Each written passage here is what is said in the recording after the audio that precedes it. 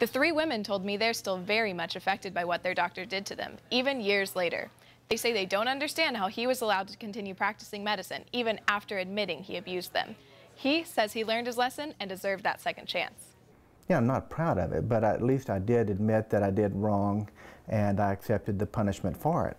Harry McDonald was Adrienne Jones's doctor for as long as she can remember, until one day she went in thinking she had mono and McDonald molested her. What he was doing was not right, and it scared me really bad. When Adrienne went to the police, Toccoa Detective Ginger Currens knew she would need proof, so she sent Adrienne back for another appointment, this time with an audio recorder. So why did you take the fingers of your son? With checking glands, and that promptly was more than I should have done.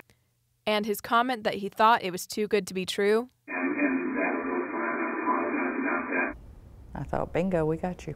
After McDonald's arrest, the detective says she heard from as many as 20 women, but most wanted to remain anonymous. In a small town, people don't want to talk about it. They don't want to be called into court. They don't want their name dragged through it. Gina Patterson and Elaine Turner testified in Adrienne's case, but the trial ended with a hung jury, making others in town question their stories, even though McDonald later pleaded guilty to lesser charges. When I had a sister that still go to Dr. McDonald's, and I spoke to her, and she said, why would you say something about him like that? Everybody was like, well, what are you getting out of it?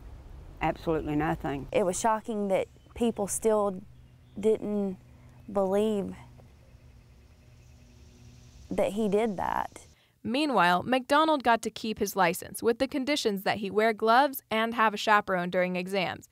His victims say that's not enough. I don't think he should be a doctor anymore. I think that should be his punishment. But McDonald is still seeing patients and says he's grateful to those who have forgiven him. And you placed your respect in me, you placed your confidence in me. I violated the biggest trust that one could have. McDonald is one of thousands of doctors nationwide who are still practicing medicine even after getting in trouble for sexual misconduct with patients. Here in Georgia, 2/3 of those doctors disciplined by the medical board still have their licenses. McDonald says he even plans to petition the medical board to lift his restrictions early. In the newsroom, Leighton Rowell, Channel 2 Action News.